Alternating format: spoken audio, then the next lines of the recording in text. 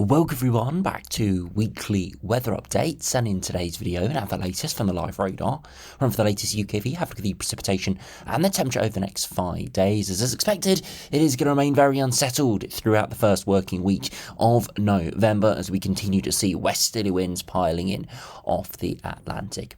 But as we have been saying over the past few videos, a change is afoot for the middle third of November, and that's just been further consolidated by the runs today, including the ensembles, which are starting to shift as well. It does look pretty likely now that we do see the jet stream reducing in intensity and its speed, and it becomes a little bit more amplified as we do start to see potentially colder and drier patterns developing during the middle to second half of the month. Now at the moment, we're not 100% certain on the exact pattern, but most runs have higher pressure building towards Iceland and Greenland, encouraging more north or northeasterly airflows. Pretty cold air maybe heading our way, but I say maybe just because we are still a little bit too early in the year to be seeing proper colder air masses pushing in. We haven't really got much cold air established towards Scandinavia yet, so it is touch and go. All depends on kind of the evolution of the tropospheric polar vortex.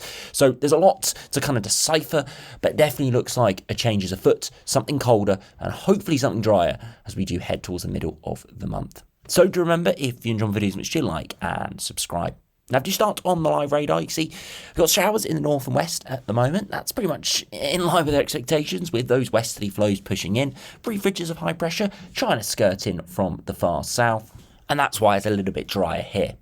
Further north, as I said, those showers pushing in, we are going to see more and more showers and longer spells of rain over the coming days, and they could be focused further south as well, as we do see a few southerly tracking lows as we do head further into the working week. Now, temperatures at the moment are relatively chilly further eastwards, but they are increasingly turning milder as the west to southwesterly winds continue to power up over the coming hours and days. We are in for a pretty mild week. If you think it's a bit chilly at the moment, it will be turning a few degrees warmer, above average for much of this week. But as I said, the downside is we are going to see quite a bit of rain.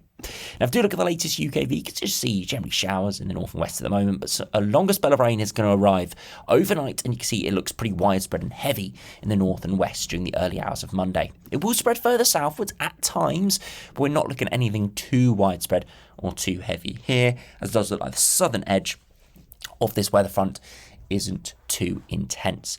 Into Monday afternoon, a lot of that does clear, but then we start seeing another band of rain moving in from the far west for parts of the Republic of Ireland and Northern Ireland there, and that area of precipitation does look pretty intense and brighter colours, indicating some quite torrential rain at times.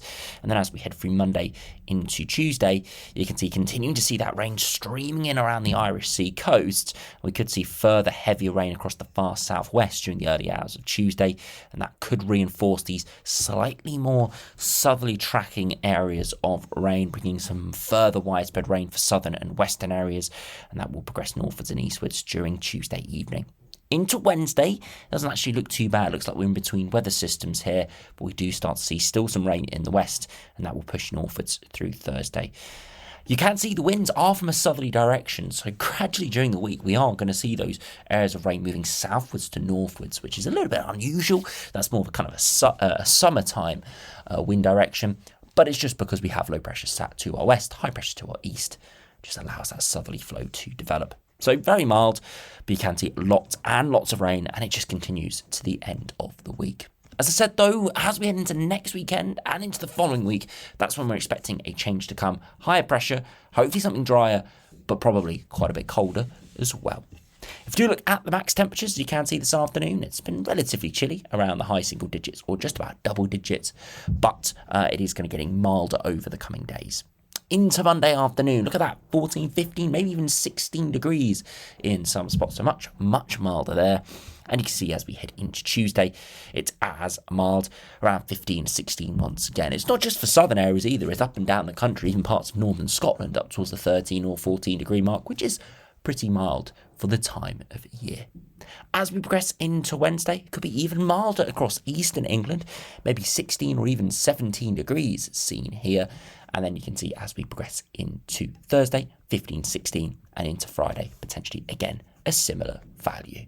Now, if you do check out the latest GFS, you can see it's a westerly flow at the moment, so pretty much in line with our expectations. A bit more of a southerly flow during the week, but you could start to see into next weekend heights already rising towards Greenland as high pressure blocking starts to get established. We're not seeing cold northeasterlies or northerlies at this stage, but we're starting to see that changing evolution. The Atlantic starts to get blocked off, and look at this, around day 10, we do start to see a northeasterly or easterly wind, so it would turn colder. How cold depends on the air masses. As I said, look over at Scandinavia, we've not got that much cold air because it still is a little bit too early, a couple of weeks too early really, just be seeing proper cold air moving our way. But -5 isotherm could move in, or at least definitely below freezing, so that brings the risk of frosts in, and just generally a much colder pattern. Regardless of the exact air masses, any wind streaming in off the North Sea is going to feel cold no matter the time of year. So that eventually does lose some of its intensity as the cold air does get eventually dissipated away, but then we stay pretty blocked all the way to the end of the run. So a very interesting evolution here from the GFS. It doesn't give us any kind of concrete plans or ideas of what's going to happen, but it does give us a rough idea. Atlantic ridging, perhaps a bit of a block towards Greenland, northerly or northeasterly winds for a time into that middle portion of the month.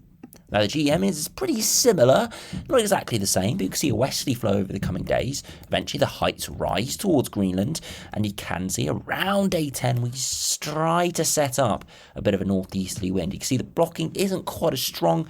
We've still got some heights across southern Europe which are holding this low from clearing away. If that low clears to our southeast, we would start to put in some cold air from the northeast, and there is quite a lot of cold air there. Again, we wouldn't see anything remotely as cold as the -10 isotherm. That's way too early in the season to be seeing that, but the -5 definitely could push in if the low does clear. So you can see this pattern is pretty blocked. It's starting to turn into a cold revolution, but it's not actually cold yet, and that's what we're going to see from these runs. So when you look at, purely from a temperature perspective, or from a sort of line graph perspective, like we see from ensembles, some of the milder runs are still showing that kind of blocked pattern. They're just not run long enough to actually eventually see that colder air moving in. So that's what we're seeing here from the GM. Not strictly a cold run, but if we look purely at the pressure charts, it's evolving into something that could be colder and more blocked.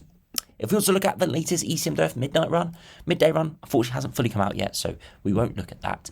We can look at the midnight run, and you can see it's a very similar evolution. Heights rising towards Greenland, and then again, slowly trying to set up that northeasterly wind. Again, bit too much higher pressure across mainland Europe. It doesn't allow that northeasterly to properly push in, so it's actually still relatively mild and dry here.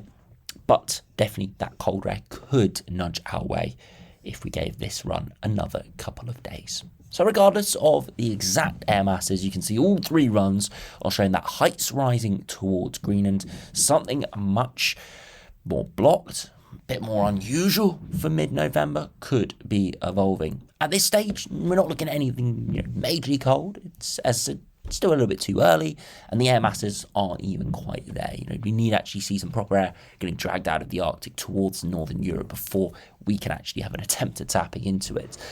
So we're quite far away from that being a possibility, but it's early signs, tentative signs that colder and blocked patterns could be quite abundant into the early portion of the winter, as we have been saying in our winter look-aheads, or at least our latest winter look-ahead. So very interesting seeing that evolving now within our daily videos, the prospects of that more blocked and colder pattern. So yeah, very interesting, and it'll be one to watch over the coming days. Even with the ensembles, you see it's up and down over the next week or week to 10 days, relatively mild, but longer range, progressively into the middle portion of the month. As I said, not all runs are going cold because some are more blocked, but still have milder air masses involved, like the GM, for example. So those are some of these milder runs. You can see, though, there is quite a big subset that are going relatively cold at this stage, down towards the 0 degree isotherm, maybe even down to the -5 isotherm, which is very, very cold for the time of year, around 8 to maybe as much as 10 degrees below average. Of course, the 1991-2020 mean is rapidly dropping. By the end of November, it'll be close to freezing, and then during December, we start to get below freezing, and then it peaks around late January, early February, around -3 or -4 for the mean. So that is dropping off quite rapidly. So below average now will probably be average in 3 or 4 weeks' time. So we have to remember that when we are talking about averages. But you can see generally a big drop-off is coming. And again, a lot of dispersion, but those colder runs definitely are increasing. We'd hope to see the precipitation reduce as well. The fact that it hasn't too much yet still says there is quite a bit of uncertainty and still runs that keep low pressure around. Could be blocked, but it could trap a low over top of us. We could see a cut-off low, for example. I really hope that doesn't happen, but there is a possibility of that as well, which wouldn't be ideal, but that's something we need to keep an eye out for as well.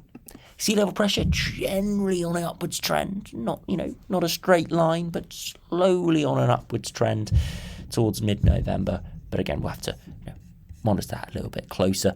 And then the dew points, you can see it's slowly dropping off as well as more colder air masses get involved. And definitely some really cold air masses there longer term.